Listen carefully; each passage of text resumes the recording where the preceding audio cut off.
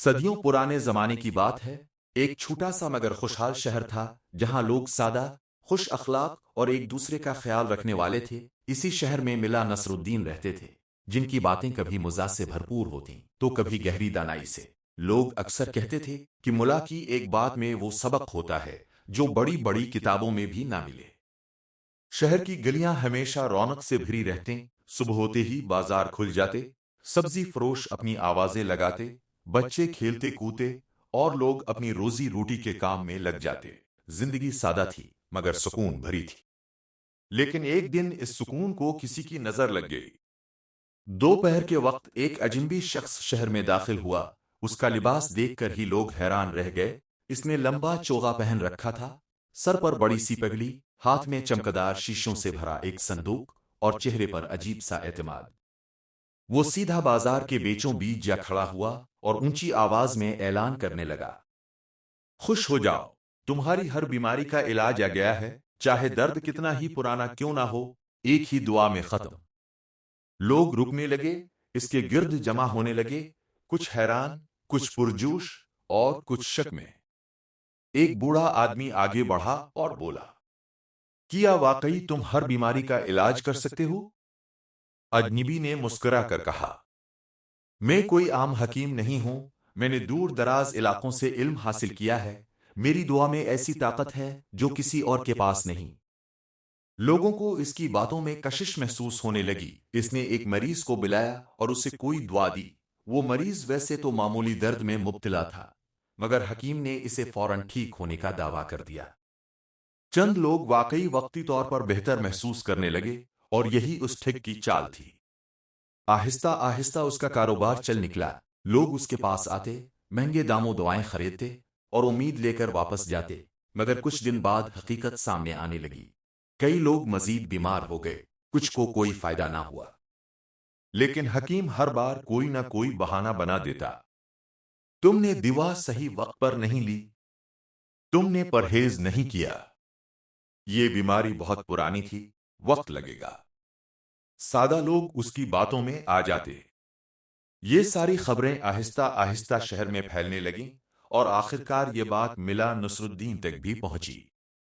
ایک دن ملا اپنے گھر کے باہر بیٹھے تھے، چائے پی رہے تھے اور کچھ بچوں کو کھیلتے دیکھ کر مسکرا رہے تھے کہ ایک شخص گھبرایا ہوا ان کے پاس آیا۔ ہمیں بچا لیں، ایک حکیم آیا ہے جو ہمیں لوٹ رہا ہے، ملا نے سکون سے پوچھا۔ کیا ہوا؟ ذرا تفصیل سے بتاؤ۔ اس شخص نے ساری کہانی سنائی۔ ملا غور سے سنتے رہے، درمیان میں کوئی بات نہ کی۔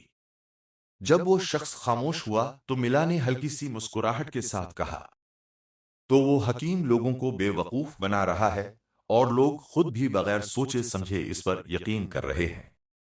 پھر ملا نے آسمان کی طرف دیکھا اور آہستہ سے کہا، جب تک لوگ خود نہ سیکھیں، کوئی بھی انہیں دھوکہ دے سکتا ہے۔ مگر ملا نے فیصلہ کر لیا کہ اس بار وہ خاموش نہیں رہیں گے۔ اگلے دن صبح سویرے ملا نصر الدین نے ایک منصوبہ بنایا۔ انہوں نے اپنے صاف ستھرے کپڑوں کی جگہ پرانے، پھٹے ہوئے کپڑے پہنے، چہرے پر تھکن اور بیماری کا تاثر پیدا کیا، چلنے کا انداز بھی بدل لیا جیسے وہ بہت کمزور ہوں۔ پھر وہ آہستہ آہستہ بازار کی طرف روانہ ہوئے۔ بازار میں پہنچ کر دیکھا کہ حکیم کے گرد آج بھی کافی رش ہے، لوگ قطار میں کھڑے ہیں، کوئی اپنی باری کا انتظار کر رہا ہے، کوئی اپنی بیماری بیان کر رہا ہے۔ حکیم بڑے اعتماد سے بیٹھا تھا، جیسے وہ واقعی کوئی بڑا ماہر ہو۔ ملا بھی آہستہ آہستہ آگے بڑھے اور اس کے سامنے جا بیٹھے۔ حکیم نے انہیں اوپر سے نیچے تک دیکھا اور فوراً بولا، ارے تم تو بہت کمزور لگ رہے ہو، کیا بیماری ہے تمہیں؟ ملا نے کمزور اور تھکی ہوئی آواز میں کہا، میں کئی دنوں سے بیمار ہوں، مجھے کسی چیز کا ذائقہ محسوس نہیں ہوتا، نہ میٹھا، نہ کڑوا، سب ایک جیسا لگتا ہے۔ حکیم کے چہرے پر ایک چالاک مسکراہٹ آ گئی۔ اس نے سوچا، یہ تو بہت آسان شکار ہے۔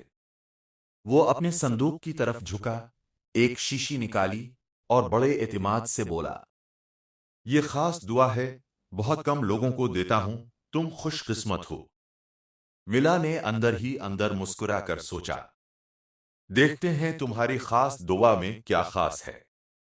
हकीम ने दवा मिला के हाथ में दी और कहा, उसे फौरन चखो, अभी असर दिखाएगी। इर्द गिर्द खड़े लोग भी दिलचस्पी से देखने लगे। मिला ने आहिस्ता से दवा अपने मुंह में डाली और अगले ही लम्हे जोर से चीख उठे, ओवह, ये तो बहुत कड़वी है। उनकी आवाज इतनी बुलंद थी कि आसपास के लोग चौंक गए। हकीम फौरन खुशी से बोला, मुबारक हो, तुम्हारी बीमारी ठीक हो गई, तुम्हें कड़वा जायका महसूस हो गया। लोगों ने भी सर हिलाना शुरू किया, जैसे वाकई कोई बड़ा कारनामा हो गया हो। मिला ने कुछ देर के लिए हैरान होने का ड्रामा किया, फिर आहिस्ता से कहा, मुझे कड़वा जायका महसूस हुआ। उन्होंने जेब से चंद सके निकाले और हकीम को दे दिए। मगर जैसे ही वो उठकर जाने लगे, उनकी आंखों में एक चमक थी, एक मंसूबा कामयाब होने की पहली झलक। वो आहिस्ता आहिस्ता बाजार से निकल गए और उनके दिल में ये यकीन मजबूत हो गया कि ये ठग ज्यादा देर तक नहीं बच सकेगा। इधर हकीम अपनी कामयाबी पर खुश था और लोग उसके मजीद कायल हो रहे थे, लेकिन उन्हें यह मालूम नहीं था कि ये तो सिर्फ खेल की शुरुआत थी। अगले दिन शहर में एक अजीब सा माहौल था। एक तरफ लोग अभी तक इस हकीम की बातों में उलझे हुए थे और दूसरी तरफ कुछ लोग उसकी हकीकत पर शक भी करने लगे थे, मगर ज्यादातर लोग अभी तक इसी उम्मीद में थे कि शायद वाकई वो कोई बड़ा तबीब है। इधर मिला नसरुद्दीन खामोशी से सब कुछ देख रहे थे। वो जान चुके थे कि सिर्फ एक बार का तजुर्बा काफी नहीं होता, लोगों को हकीकत दिखाने के लिए थोड़ा वक्त और एक मजबूत चाल की जरूरत होती है। वो अपने घर में बैठे सोच रहे थे, ये शख्स सिर्फ दुआ नहीं बीच रहा, ये लोगों की अक्ल भी खरीद रहा है, और अक्ल खरीदने वाले हमेशा नुकसान उठाते हैं। इसी वक्त मिला ने फैसला किया कि अब इस खेल का दूसरा मरहला शुरू होगा। अगले दिन मिला नसरुद्दीन दोबारा अपनी शक्ल बदलकर हकीम के पास गए। इस बार वो पहले से ज्यादा बीमार लग रहे थे। आंखों के गिर्द स्याह हल्के, झुकी हुई कमर और आहिस्ता आहिस्ता चलने का अंदाज।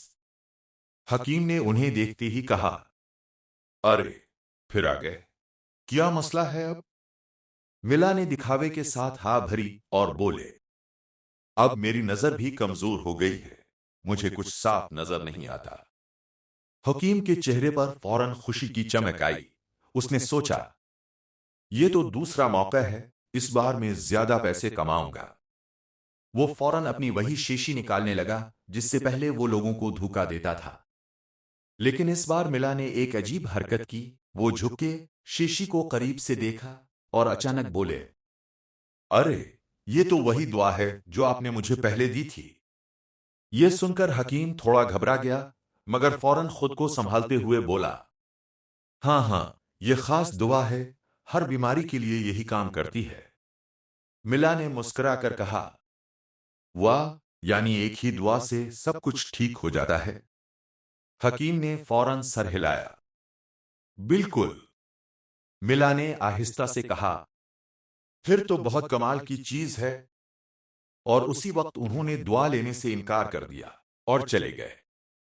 लेकिन यह सिर्फ आगाज था। चंद दिन बाद पूरे शहर में यह बात फैल चुकी थी कि मिला नसरुद्दीन भी उसी हकीम के पास जा चुके हैं। अब लोगों में मजीद तजस्सुस बढ़ गया था। इसी दिन मिला ने एक नया प्लान बनाया। वो दोबारा हकीम के पास गए, लेकिन इस बार वो बिल्कुल ठीक, साफ सुथरे और खुश नजर आ रहे थे। हकीम हैरान हुआ, अब तुम्हें क्या हुआ है? तुम तो ठीक लग रहे हो। मिला ने हंसते हुए कहा, मैं ठीक हो गया हूं क्योंकि मुझे याददाश्त वापस आ गई है। हकीम ने फौरन पूछा, किया मतलब? मिला ने बड़ी संजीदगी से कहा, मुझे याद आ गया है कि आपने जो दुआ दी थी वही हर बार दी जा रही है और उससे कोई खास फायदा नहीं हो रहा है। ये सुनकर इर्द गिर्द खड़े लोग चौंक गए। कुछ लोग आपस में सरगोशी करने लगे, क्या वाकई हमें धोखा दिया जा रहा है? हकीम घबरा गया। उसने जल्दी से कहा, यह झूठ है, मेरी दुआ बहुत ताकतवर है। मिला ने पुरसुकून अंदाज में जवाब दिया, अगर दुआ इतनी ही ताकतवर है तो फिर आपको मुझे हर बार मुख्तलिफ बीमारी क्यों सुननी पड़ती है? ये सवाल सुनकर हकीम के पास कोई जवाब ना रहा। अब लोग आहिस्ता आहिस्ता समझने लगे कि कुछ गड़बड़ है। एक शख्स आगे बढ़ा और बोला, हमने अपनी जमा पूंजी इस पर लगा दी और हमें कोई फायदा नहीं हुआ। दूसरा शख्स गुस्से में आया, ये तो हमें लूट रहा है। जल्द ही हुजूम में शोर मच गया, लोग गुस्से में आ गए और हकीम को घेर लिया। हकीम घबरा गया और बहाने बनाने लगा, नहीं नहीं, तुम लोग गलत समझ रहे हो। लेकिन अब कोई उसकी बात सुनने को तैयार नहीं था। इसी वक्त मिला नसरुद्दीन आगे आए और हाथ उठाकर सबको खामोश किया। उन्होंने कहा, ठहरो, गुस्सा करने से मसला हल नहीं होता। फिर हकीम की तरफ देखकर बोले, तुमने लोगों को दुआ नहीं दी, तुमने उनकी उम्मीदों को बेचा है, और उम्मीद बेचकर दौलत कमाना सबसे बड़ा धोखा है। फिर वो लोगों की तरफ मुतवज्जा हुए, और तुम सबके लिए भी सबक है, हर चमकती चीज सुना नहीं होती। अगर तुम सोचे बगैर किसी पर यकीन करोगे तो कोई भी तुम्हें धोखा दे सकता है। ये सुनकर लोग खामोश हो गए। हकीम वहां से भागने की कोशिश करने लगा, मगर अब उसका खेल खत्म हो चुका था। कुछ दिन बाद वो ठग हकीम शहर छोड़कर चला गया और दोबारा कभी वापस ना आया। लोगों ने मिला नसरुद्दीन का शुक्रिया अदा किया। अब वो समझ चुके थे कि अक्ल और तहकीक के बगैर किसी पर भी अंधा एतमाद नहीं करना चाहिए। मिला नसरुद्दीन ने सिर्फ एक धोखा नहीं रोका था, उन्होंने पूरे शहर की सोच बदल दी थी। अंधा एतमाद हमेशा नुकसान देता है, और सच आखिरकार हर झूठ को बेनकाब कर देता है। दोस्तों, ये कहानी आपको कैसी लगी कमेंट्स में अपने राय का इजहार जरूर कीजिएगा। हमारे चैनल खलील जब्बीर को सब्सक्राइब कर दीजिएगा। वीडियो देखने का बहुत बहुत शुक्रिया। मिलते हैं आइंदा वीडियो में।